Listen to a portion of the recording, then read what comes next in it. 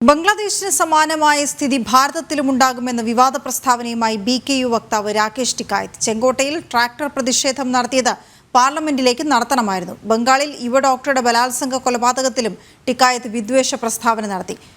ബലാത്സംഗത്തിന് ബംഗാൾ സർക്കാർ കേസെടുത്തതാണ്. മമതാ സർക്കാർ എതിരായി നടക്കുന്ന പ്രതിഷേധങ്ങൾ ഗൂഢാലോചനയുടെ ഭാഗമാണെന്നും രാകേഷ് ടിക്കായത്ത് പ്രതികരിച്ചു. 2021 ഡൽഹിയിൽ നടന്ന കർഷക സമരത്തിന്റെ മുഖ്യ സംഘാടകനായ രാകേഷ് ടിക്കായത്താണ് ബംഗ്ലാദേശ് മോഡൽ കലാപത്തിന് ആഹ്വാനം ചെയ്യുന്നത്.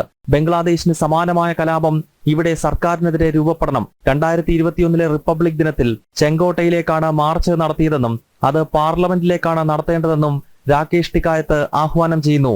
जनता बहुत गुस्से में ये तो उस दिन जब ट्रैक्टर लेकर दिल्ली गए ये ना बहका दिया कि लाल किले पे चल जाओ, अगर ये उस दिन पार्लियामेंट की तरफ को कर देते वो तो 26 जनवरी थी, नहीं तो 25 लाख आए थे ये सारा का सारा काम उसी दिन निपट जाता केस ये निपटेगा.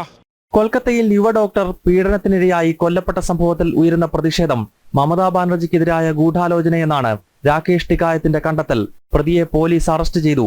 പിന്നീട് നടക്കുന്ന സമരം ബംഗാളിൽ രാഷ്ട്രപതി ഭരണം ഏർപ്പെടുത്താനാണെന്നും രാകേഷ് ടിക്കായത്ത് വാദിക്കുന്നു.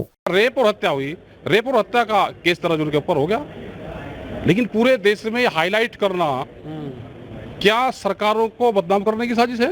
തുടർച്ചയായി കലാപാഹ്വാനം നടത്തുന്ന ഇയാളെ യഥാർത്ഥ കർഷക സംഘടനകൾ പലതവണ തള്ളിപ്പറഞ്ഞിട്ടുണ്ട്. എന്നാൽ കോൺഗ്രസ് ഉൾപ്പെടെ ഇന്ത്യ സഖ്യത്തിലെ വിവിധ പാർട്ടികളുടെ പിന്തുണയിലാണ് രാകേഷ് ടിക്കായത്ത് ദേശവിരുദ്ധ പ്രവർത്തനങ്ങൾക്ക് ചുക്കാൻ പിടിക്കുന്നത്. 2007 UP നിയമസഭാ തെരഞ്ഞെടുപ്പിലും 2014 ലോക്സഭാ തെരഞ്ഞെടുപ്പിലും കോൺഗ്രസ് പിന്തുണയിൽ മത്സരിച്ചുവെങ്കിലും ദയനീയമായി പരാജയപ്പെട്ടിരുന്നു. ജനം, ഡൽഹി.